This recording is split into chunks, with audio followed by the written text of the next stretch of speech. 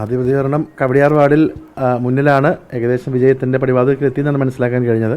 അപ്പോൾ ആദ്യമേ ഒരു മാൻഡേറ്റ് എന്ന നല്ലവരായിട്ടുള്ള കവടിയാറുള്ള എല്ലാ ആളുകൾക്കുമുള്ള നന്ദി അറിയിക്കുകയാണ്. അതോടൊപ്പം വളരെ നല്ല രീതിയിൽ ഒരു ടൈറ്റ് ഫൈറ്റ് അവിടെ കാഴ്ചവെച്ച BJPയുടെയും LDF കാൻഡിഡേറ്റിനും അവരുടെയും മെക്കാനിസത്തിന് എല്ലാവർക്കും ഉള്ള അഭിനന്ദനങ്ങൾ നേരുകയാണ്.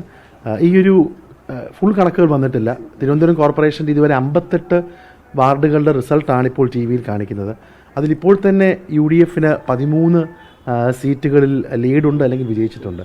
അതിൽ ശ്രദ്ധേയമായിട്ടുള്ള കാര്യം ഈ 13 സീറ്റുകളിലും ഭൂരിഭാഗം സീറ്റുകളും കഴിഞ്ഞ തവണ നമ്മൾ വിജയിക്കാത്ത സീറ്റുകളാണ്.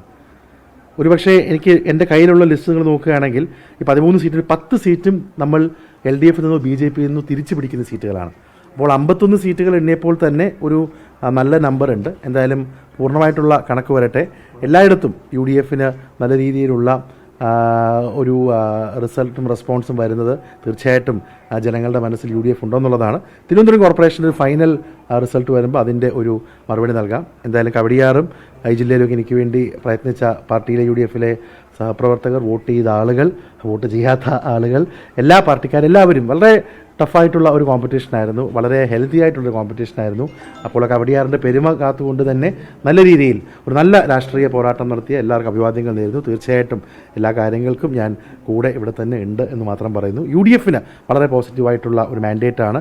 LDFൻ്റെ ഭരണം മാറണം എന്ന ആളുകൾ ആഗ്രഹിച്ച ഒരു മാൻഡേറ്റാണ്. ഇപ്പോഴുള്ള കണക്കുകളിൽ ഞാൻ മനസ്സിലാക്കുന്ന LDFന് 18 സീറ്റും UDFന് 13 സീറ്റുമാണ് കാണിക്കുന്നത്. ഇനി തീരദേശം അടക്കമുള്ള നമ്മൾ വിശ്വസിക്കുന്ന ചില വാർഡുകളിലെ റിസൾട്ട് വരാനുണ്ട്. തീർച്ചയായിട്ടും UDFന് അഭിമാനിക്കാൻ പറ്റുന്ന ഒരു പോരാട്ടം തന്നെയാണ് നമ്മൾ തിരുവനന്തപുരത്ത് കാഴ്ചവെച്ചത്.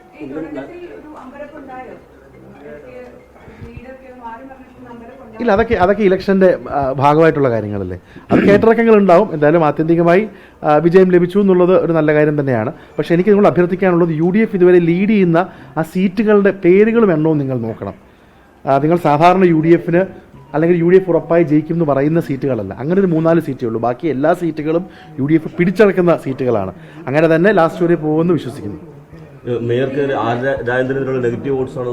ഇല്ല, ഞാൻ ആരെയും കുറിച്ച് പക്ഷേ ഇവിടെ LDF മാറണം എന്നുള്ള ഒരു വലിയ ആഗ്രഹം ജനങ്ങൾക്കുണ്ടായിരുന്നു. കഴിഞ്ഞ 50 വർഷമായി ഈ നഗരത്തെ പിന്നോട്ടടിച്ച LDF പോകണം എന്നുള്ള ജനങ്ങൾക്ക് ഒരാഗ്രഹമുണ്ടായിരുന്നു. അതിന് അവർ തീർച്ചയായിട്ടും UDFനെയും കൂടെ ഒരു ഓൾട്ടർനേറ്റീവായിട്ട് കണ്ടതിൽ വലിയ സന്തോഷമുണ്ട്. നമുക്ക് മറ്റു പാർട്ടികളെ പോലെ പണമോ അല്ലെങ്കിൽ കുഴപ്പമൊന്നുമില്ല. പക്ഷേ നമ്മൾ നിന്ന് പോരാടുകയാണ്, അവസാനം വരെ പോരാടും. ആ പോരാട്ടത്തിൻ്റെ ഗുണം തീർച്ചയായിട്ടും തിരുവനന്തപുരത്തിനും ഗുണമുണ്ടാകും. ഇല്ല, ഫൈനൽ റിസൾട്ട് വരട്ടെ. എന്തായാലും LDFിൽ നിന്നൊരു മാറ്റം ആഗ്രഹിച്ചിരുന്നു. LDFകാരും പലരും പറഞ്ഞുകൊണ്ടിരുന്നത് UDF മത്സരിക്കുന്നതുകൊണ്ട് LDFിൻ്റെ സീറ്റ് കൂടും എന്നാണ് പറഞ്ഞിരുന്നത്. എന്തായാലും അങ്ങനെ വന്നിട്ടില്ല. ജനങ്ങളൊക്കെ എല്ലാം കണ്ടു വോട്ട് ചെയ്യുകയാണ്. പക്ഷേ UDFന് സ്ഥായിയായിട്ടുള്ള ഒരു വോട്ടർ ബേസ് ഉണ്ട്. നമ്മൾ പറഞ്ഞ രാഷ്ട്രീയം ജനങ്ങൾ അംഗീകരിച്ചു. വൈഷ്ണവ് നേടിയ വിജയം, അല്ലെങ്കിൽ നമ്മൾ കുന്നുകുഴിയിൽ നേടിയ വിജയം, ചില ഉദാഹരണങ്ങൾ പറയുകയാണ്. ഇതൊക്കെ തീർച്ചയായിട്ടും UDFന് ഈ മണ്ണിൽ വളർച്ചയുണ്ട്, ഒരിടത്തും പോയിട്ടില്ല. നമ്മൾ കൂടുതൽ ശക്തമായിട്ട് ജാഗ്രതയോടെ വരട്ടെ. എന്തായാലും ഫൈനൽ റിസൾട്ട് വരട്ടെ. എന്തായാലും നല്ലൊരു ട്രെൻഡ് UDFന് അനുകൂലമായിട്ടുണ്ട്.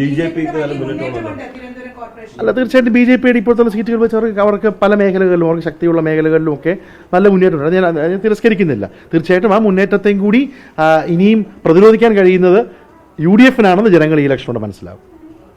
BJPയെ പ്രതിരോധിക്കുന്നത് ഈ ജില്ലയിലും ഇപ്പോൾ ഈ കാണുന്ന കണക്കിൽ പ്രതിരോധിക്കുന്നത് UDF ആണ്. കാരണം LDF 16-ഉം UDF 13-ലുമാണ്. അപ്പോൾ UDFന് മാത്രമേ BJPയെ കേന്ദ്രത്തിലും കേരളത്തിലും പ്രതിരോധിക്കാൻ കഴിയുമെന്നുള്ളത് തിരുവനന്തപുരത്തെയും കേരളത്തിലെ ജനങ്ങൾ മനസ്സിലാക്കും. സ്വന്തം വാർഡിൽ BJP സ്ഥാനാർത്ഥി വിജയിച്ചു തരത്തിലേക്കുള്ള വാർത്തകൾ അതേവിടെ ഇപ്പോൾ ഞാൻ മനസ്സിലാക്കുന്ന ശ്രീലേഖ മാഡം വിജയിച്ചതാണ്.